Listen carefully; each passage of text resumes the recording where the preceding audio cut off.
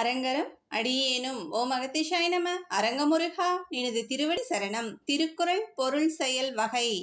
அறம் ஈனும் இன்பம் ஈனும் திறனறிந்து தீதின்றி வந்த பொருள். பொருளானது நல்ல திறமையோடு செயல்பட வேண்டும். அதுவே தீமை இல்லாமல் உண்டான பொருள் ஆகும். இத்தகைய பொருள் பிறருக்கு நன்மை செய்து புகழை உண்டாக்கி தனக்கும் இன்பத்தை கொடுக்கும்.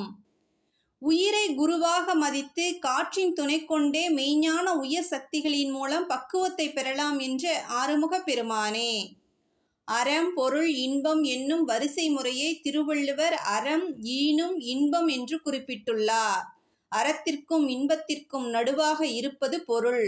பொருளை ஈனும் போதுதான் முன் அறமும் பின் இன்பமும் உண்டாகும் என ஆழமான கருத்தை மிக சுருக்கமாக கூறியுள்ளார்.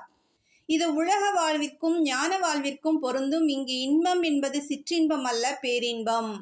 அறத்தோடு பொருளை ஈட்டிய பொருளை ஈனும் போதுதான் பெற்ற பொருளுக்கும் நமக்கும் இன்பம் என்கின்றார். நல்ல வழியில் சேர்த்த பொருளே ஒருவனுக்கு அறத்தையும் தரும் இன்பத்தையும் தரும் என்ற கருத்தை மனதில் ஆழமாக பதிய வைத்துக் கொள்ள வேண்டும்.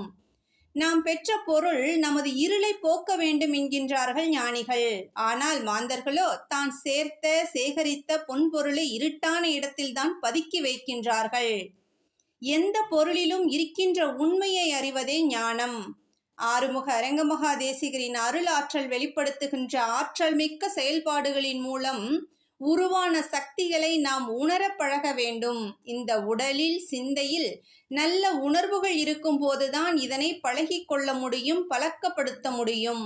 குரு காட்டிய அருள் வழியில் நடப்போம். சரவண ஜோதி ஆற்றலை உணர்வோம். இருளை நீக்கிக் கொள்ளும் வாழ்வை பெறுவோம். முருகன் திருவடி வாழ்க. குருவின் அருளோடு பணிவான காலை வணக்கம்.